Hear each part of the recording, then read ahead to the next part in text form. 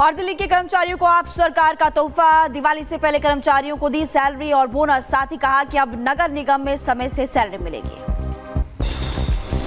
अरविंद केजरीवाल ने दिल्ली की जनता से की अपील, कहा पटाखे ना जलाएं, ये कोई हिंदू मुस्लिम मामला नहीं। पर्यावरण संतुलन को लेकर बागेश्वर महाराज धीरेन्द्र शास्त्री ने उठाए सवाल, कहा क्या सिर्फ सनातनी त्योहारों से बिगड़ रहा पर्यावरण? सनातनी पर्व आते ही सक्रिय हो जाते आलोचक।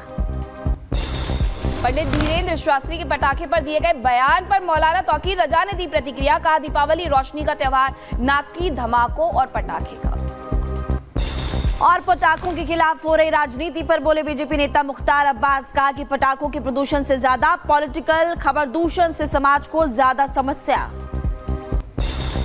पीएम मोदी के झारखंड दौरे को लेकर सीएम हेमंता शर्मा ने कहा, हमारी टीम की पोजीशन स्ट्रांग है, चुनाव जीतने का किया दावा। झारखंड चुनाव के लिए बीजेपी सह प्रभारी दिए हेमंता।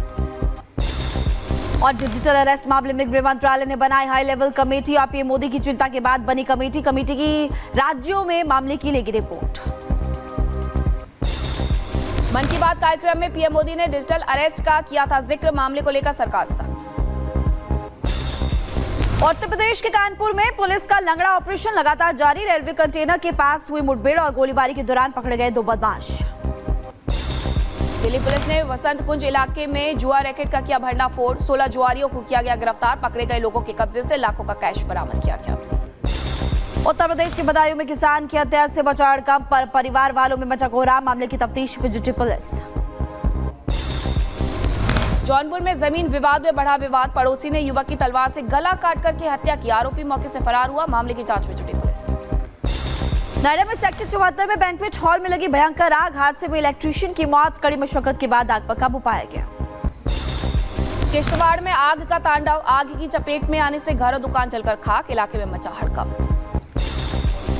स्पेन के पाइपोटा में बाढ़ का कहर देखने को मिला। सड़कों पर तेज बहाव में बहते हुए नजर आए पानी और घरों में कैद हुए लोग। मदद में जुटी सरकार। स्पेन में बाढ़ ने मचाई तबाही। पानी में डूबे कई इलाके। ड्रोन तस्वीरें सामने आई। स्थानीय लोगों का हुआ बुरा हाल। स्पेन में बाढ़ आने से लोगों का जनजीवन अस्त व्यस्त हो गया। भारी बारिश की वजह से डूबे कई शहर। आपातकालीन सेवाओं ने पानी में फंसे ड्राइवर का रेस्क्यू भी किया। स्पेन सिविल गार्ड ने बुजुर्ग महिला और एक कुत्ते को बाढ़ से बचाया। तस्वीरें सामने आई। भारी बारिश ने दक्षिणी और पूर्वी स्पेन में मचाई हुई है तबाही। और स्पेन में तूफान का कहर। पानी के बीच फंसे कई वाहन और तूफान में फंसे लोगों का किया जा रहा है रेस्क्यू। स्पेन के सेडावी में भी बाढ़ का कहर। भयानक तस्वीरें आई सामने। पानी पानी हुआ पूरा शहर। कैटरोजा में भारी बारिश की वजह से तबाही का मंजर। सड़कों पर पानी भरने की वजह से लगा लंबा जाम की तस्वीरें भी आई सामने। हमास ने संघर्ष विराम के लिए नए प्रस्तावों पर चर्चा करने के लिए मध्यस्थों के अनुरोध को किया स्वीकार। हमास के वरिष्ठ अधिकारी की तरफ से आया बयान। ईरान ने इजरायल के UNRWA प्रतिबंध की निंदा की और सामूहिक दंड का बताया काम। कहा कि ईरान के संयुक्त राष्ट्र राजदूत ने राष्ट्र सुरक्षा परिषद को उनका देश करता है कानून की कड़ी निंदा। वाशिंगटन में मैकडॉनल्ड का बर्गर खाने के बाद बिगड़ी एक युवक की तबीयत। अस्पताल में कराया गया भर्ती। युवक की हालत बताई जा रही है गंभीर। अर्जेंटीना में बड़ा हादसा। ढही होटल की इमारत। लोगों की मदद से चलाया जा रहा है रेस्क्यू ऑपरेशन।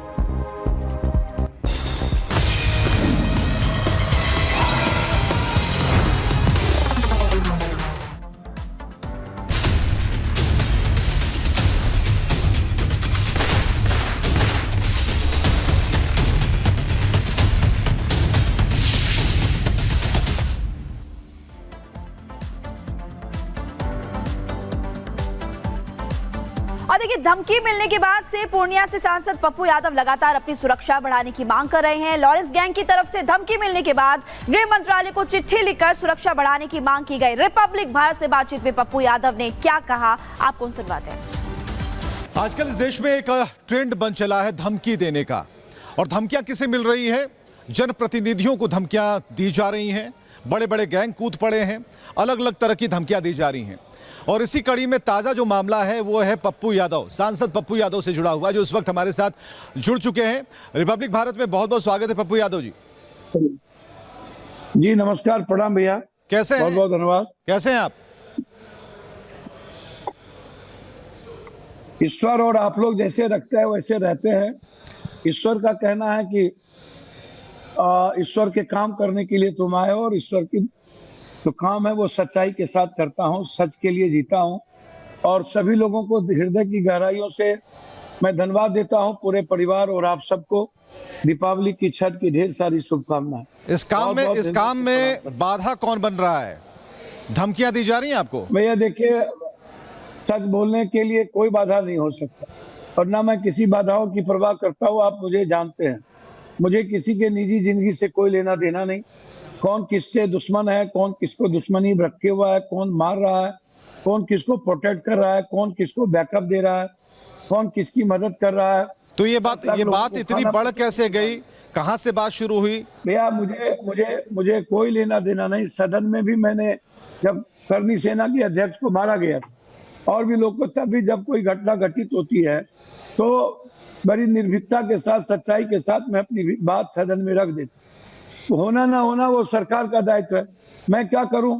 मुझे इतना समझ है कि जो देश का संविधान है, लोकतांत्रिक व्यवस्था है, जो देश है हमारा, वो सर्वोच्च है। जो न्याय ये तो पप्पू यादव जी आपकी समझदारी की बात आप कर रहे हैं, लेकिन ऐसी कौन सी बात हो गई कि सामने वाले को बुरा लग गया और एक ऐसी धमकी दी गई है?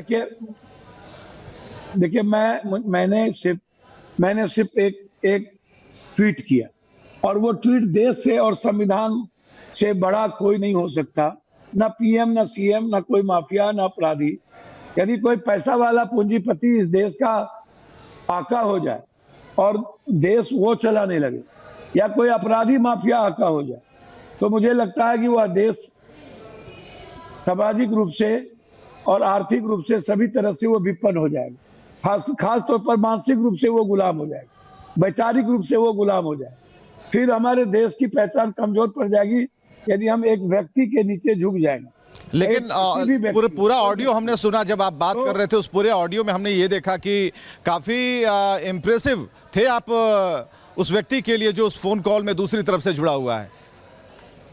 देखिए मैं आपको एक बात बता दूं, मैंने हमेशा कहा कि देखो भैया, आप क्या करते हो मेरा कोई आपके निजी जीवन से लेना देना नहीं है। मुझे कोई मतलब आपकी जिंदगी से नहीं है। वो सरकार जाने, आप जाने, आपका काम जाने। आपको किसको मारना है, सरकार को किसको बचाना है, सरकार को किसको प्रोटेक्ट करना है, किसको नहीं प्रोटेक्ट करना है, किसको छत्तीसगढ़ जेल में रखना है, किसको किसी और जेल में रखना है, वो आप जानिए।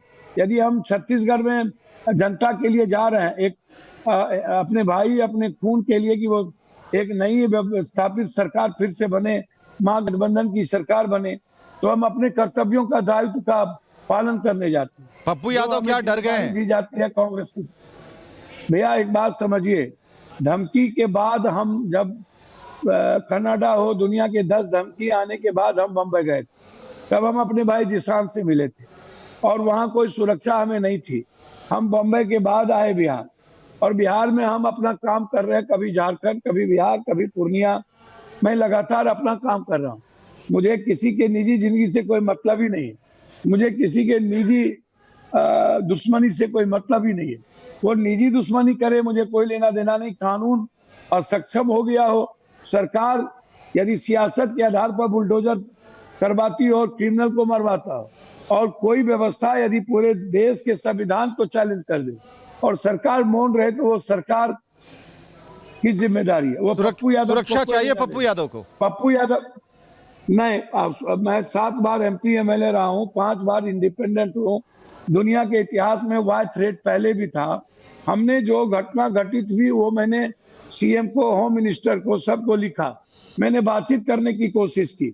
मैंने डीजी से 2-2, 3-3 बार बातचीत किया, आईजी साहब से किया, 5 एसपी को मैंने सारे चीज भेजे। पूर्णिया जो ट्विटर आया, मैंने उसके नंबर तक भेजे। जब सब मौन हो जाए, अभी एक बच्चे अरोरा को जिस तरीके से धमकी मिला, तो चलिए उसको तो सुरक्षा मिल गई, बड़ी असीम कृपा हुई भगवान की कि उनको सुरक्षा मिल गई। लेकिन क्यों हमारे बच्चों को धमकी दिया जा रहा है? कौन इतना दुस्साहस कर रहा है? किसको कानून का और मेरे न्याय व्यवस्था का डर नहीं है? इसका मतलब वो निडर हो गया, सर्वोपरि हो गया। तो मैं आग्रह करूंगा, या जो लोग अमन शाह है, तो ऐसे नहीं, वो फॉर्मूला क्या है? अगर ऐसे लोग अगर खुलेआम धमकियां दे रहे हैं, आपको भी धमकियां मिल रही हैं जो खास हैं, तो क्या उपाय क्या है, क्या करना चाहिए? न्याय व्यवस्था, कोर्ट, कानून, संविधान, लोकतांत्रिक व्यवस्था में विरोध, सड़कों पर, सदन में अपनी बात रखना, सोशल मीडिया के द्वारा पूरे देश को अवेयरनेस करना, अपराधियों के मनोबल को नहीं बढ़ने देना। तो ये काम जो सरकार का है वो सरकार करे, जो पप्पू यादव और हमारे जैसे जिम्मेदार व्यक्ति की जिम्मेदारी है। हम किसी नागरिक, कोई नागरिक हो, छोटा या बड़ा, कोई भी, उसकी सुरक्षा की जिम्मेदारी सरकार की। यदि कोई ऐसी ताकत किसी को चैलेंज करके मारता है, इसका मतलब हमारा सरकार पंगु बन गया, हमारी सरकार